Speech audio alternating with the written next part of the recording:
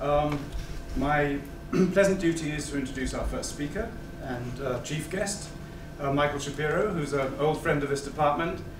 Michael is chair of the Department of Asian Languages and Literature at the University of Washington in Seattle. Like Herman, he comes to Hindi from a background in linguistics and indeed has worked with Herman over many years on curriculum development and assessment and other such things. His PhD, or as we now call it, HBD, is from Chicago in 1974. Professor Shapiro is one of the true acharyas of the Hindi language and is the author of many books and articles on language in South Asia. His modestly titled Primer of Modern Standard Hindi, 1989, is in fact the primary and standard grammar for the modern language. And his interests range over phonology, sociolinguistics, the poetry of Sikhism, and, as we shall see in a moment, contemporary Hindi literature also. The title of his talk is close to my heart, Why Meter Matters, Reading 20th Century Hindi Poetry from the Perspective of Metrical Structure. But let me first recommend one article of Mike's that I found particularly useful. It's from 1986, and it is called On the Semantics of Hindi Aage and Ke Aage. An intriguing exploration of a surprisingly productive item of vocabulary. My PDF copy of the article is labeled simply The Semantics of Hindi Aage. And because I lazily typed it without the diacritic, I sometimes misread it as The Semantics of Age. Well, as you can see, Professor Shapiro is himself a master of this semantic area, being himself ever young. His article that I've referred to reminds us that the word Aage derives from Sanskrit agra, meaning summit or front or upper part, a word itself used in loan words such as agraganya, foremost, which in turn is used in sentences such as Bhasha Vigyan ke kshetra mein Michael Shapiro hi agraganya hai.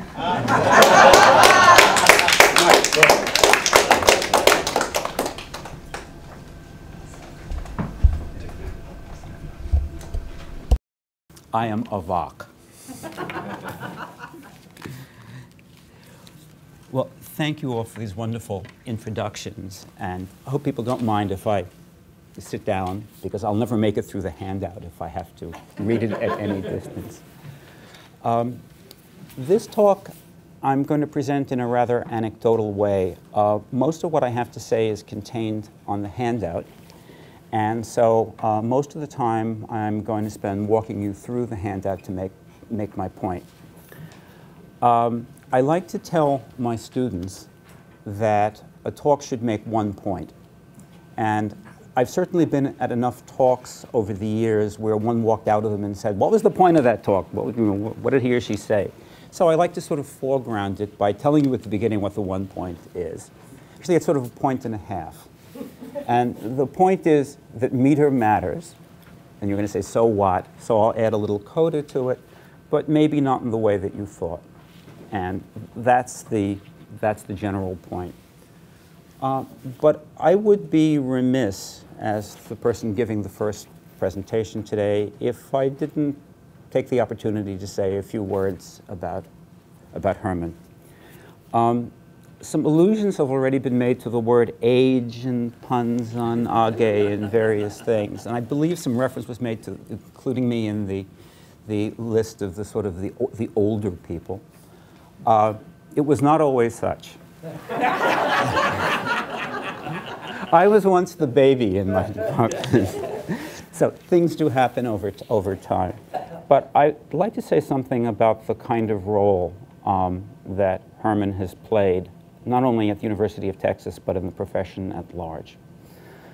There once was a time when linguists ruled the earth. And this is a time in the late middle 60s, and in fact, when the NDEA Act and the post-Sputnik world began, and America started to think about getting serious about teaching all of these languages, lots of departments hired linguists to run language programs. And this is a time in which, to put it mildly, the teaching of Hindi, Urdu, South Asian languages was not very developed in the United States. Very few people knew these languages.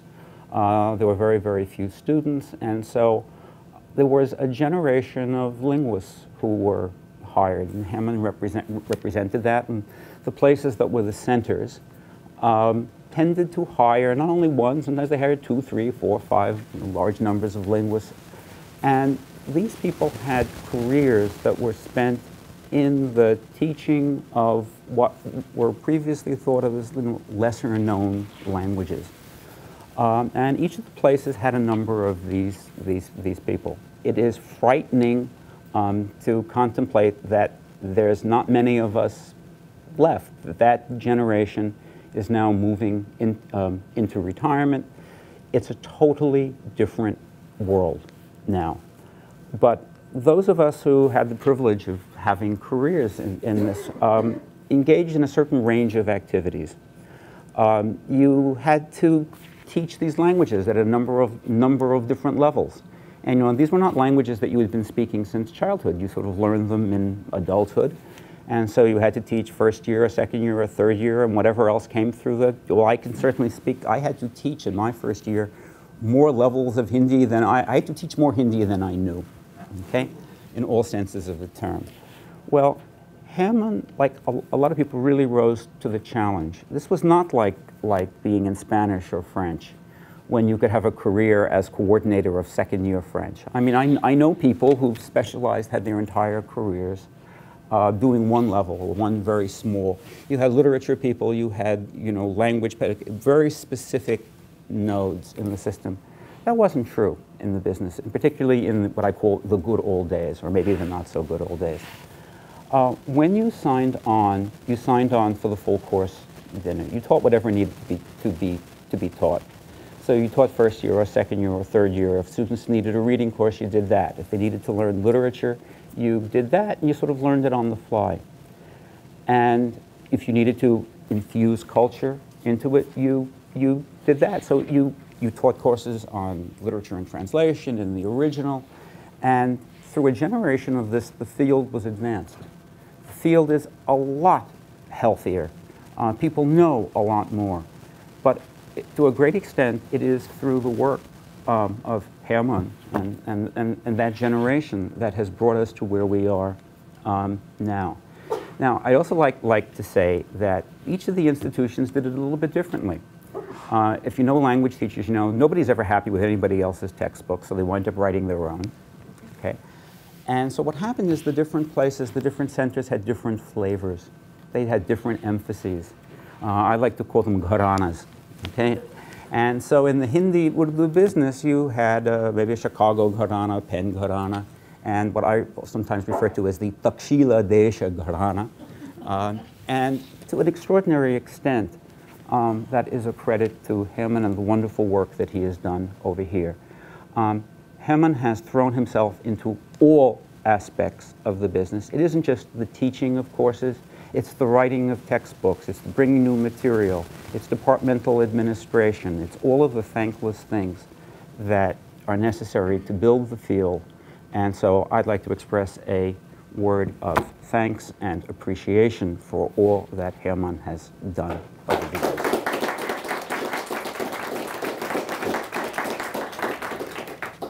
Meter. Let me throw in some personal recollections. I like to tell anybody who will listen that I had no idea what I was doing when I started teaching Hindi.